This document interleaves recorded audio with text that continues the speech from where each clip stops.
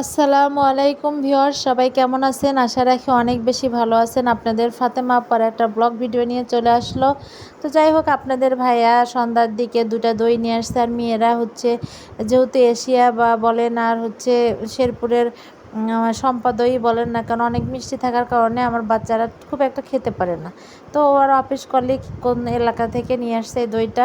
মাশাআল্লাহ, এত মজা দইটা, মানে যারা খেতেই পারে না দই তারাও খেতে পারবে। মানে ফ্লেভারটাও অনেক ভালো, আবার টেস্টটাও অনেক সুন্দর ছিল। যাই হোক, মারিয়াম ঘুম থেকে উঠছে, ওকে বললাম যে আম্মু, তোমার আব্বু তো দই নিয়ে আসছে দুইটা, তোমাদের দুই বোন মিলে একটা খাবে, আর আমি আর তোমার আব্বু একটা খাবো। তো ও হচ্ছে বলতেছে আম্মু দইয়ের সর কই, মানে খুব একটা সর ছিল না। যাই হোক, পরের দিন হচ্ছে সকাল সকাল আমরা হচ্ছে উঠে ঘুম থেকে উঠে এই যে পরোটা করে দিচ্ছি মেয়েদের। আর রাত্রে তো দই মুড়ি খেয়ে আমরা ঘুমাচ্ছিলাম সবাই।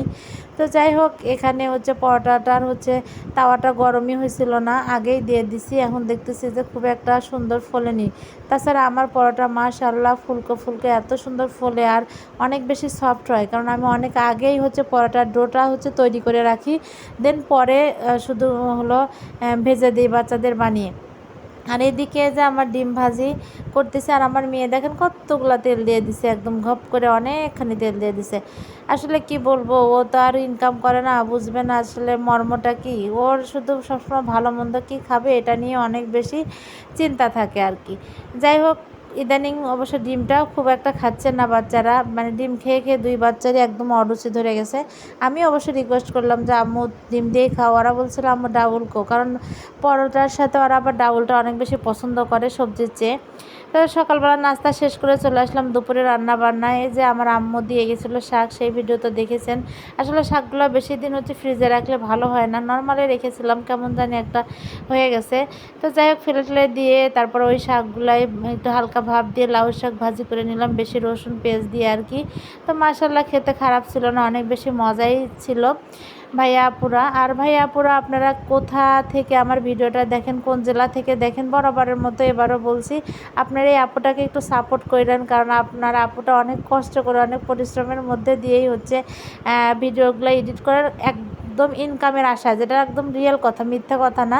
আমার আসলে যখন দেখতেছিলাম অনেকেই এই পথে ইনকাম করে অনেক কিছু করে ফেলছে, আমারও মনে হচ্ছিল যে না, আমিও বসে থেকে কি করব, আর কি আমিও কেন কেন নয়, পড়াশোনা করে যেহেতু চাকরি বাকরি করি না, ঘরে বসে যদি কিছু একটা করতে পারি। আবার আমার অনেক বেশি ইচ্ছা করে যে ফিনান্সিং শিখি, কিন্তু আসলে সময় পাচ্ছি না বাচ্চাদের পড়াশোনা বা স্কুলে নিয়ে যাওয়া আসার জন্য। আমার ইচ্ছা হয় যে আসলে আমি কিছু একটা করি, কিন্তু আসলে সেভাবে সময় করতে পারতেছি না। তবে ছোটো মেয়েটা একটু বড় হলে আমি কোনো একটা কিছু করব, এটা আমার মাথায় আছে। আমি হয় কোনো ক্লিনিকে হলেও আমি একটা জব করব। আসলে ঘরে বসে থেকে আসলে নিজে ইনকাম না করলে কোনো কিছুই আসলে সম্ভব না। আর একার ইনকামে হয় না, একজনের ইনকামে দেখা যাচ্ছে পুরো সংসার চালানো অনেক বেশি ব্যয়বহুল হয়ে যায়। তো আপনারা একটু দোয়া করবেন যে আপনাদের এই ফাতেমা আপুকে একটু সবাই সহযোগিতা করে যদি পারেন যে এখান থেকে কিছু আর্নিং করার সুযোগ করে দিতে পারেন, তাহলে অনেক বেশি ভালো লাগবে। যাই হোক, আমার রান্না বান্নাতে আবার চলে আসি। এখানে আমি আবার মেয়েদের জন্য মুরগির মাংস রান্না করতেছিলাম, কারণ মুরগির মাংস বলতে ফার্মের মুরগি আর কি। বাচ্চা ছোটোটা এই মুরগিটাই পছন্দ করে, কারণ ছোটো বাচ্চাদের মনে হয় পাঙ্গাস মাছ, ফার্মের মুরগি এগুলো অনেক বেশি পছন্দ। আর আমরা যেহেতু হচ্ছে এগুলা আমরা টুকটাকি খাই, অনেকের মতো আবার বলি না খাই না। যাই হোক, আমরাও খাই মাঝে মধ্যে, খুব একটাও খাই না, কিন্তু কম কম হলেও খাই, একদম বলি না যে খাই না। আর এদিকে মাংসর তরকারি হচ্ছে, আর ওইদিকে আমার হচ্ছে মাছের তরকারি রান্না করতেছিলাম আর কি। এটা হচ্ছে সিলভার কাপ নাকি হলো ব্রিকেট মাছ, জানি না, মাছ খুব একটা ভালো চিনি না, কয়েকটা চিনি না। তো যাই হোক, এগুলাই হচ্ছে রান্না করতেছিলাম আজকে শুক্রবার যেহেতু জুম্মাবার। আর আপনার ভাইয়া হচ্ছে নামাজে গেছে, নামাজ থেকে এসেই হচ্ছে খাওয়া দাওয়া করবে। এদিকে আমি ডাটা, সে আমার আম্মার দিয়ে যাওয়া ডাটা আর হচ্ছে মাছ দিয়ে বেগুন একটা কেটে দিছে, দিয়ে একটা মাছ দিয়ে ঝোল ঝোল রান্না করতেছে। অনেক দিন ধরে শুকনা খাবার খেয়ে খেয়ে মনে হচ্ছে একটু চচ্চড়ি তরকারি বেশি খাইতে, ভাবতেছিলাম আজকে একটু ঝোল ঝোল তরকারি রান্না করি।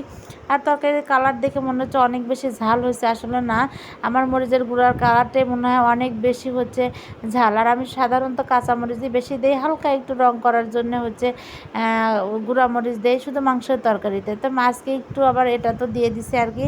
এভাবে আমি রান্না বান্না করি, আর রান্না বান্না করে টেবিলটা সুন্দর মতো গুছিয়ে দিলাম। দেন আপনাদের ভাইয়া নামাজ পড়ে আসলে সবাই মিলে খাওয়া দাওয়া করতে বসে যাব, সেই আশা বসে আছি।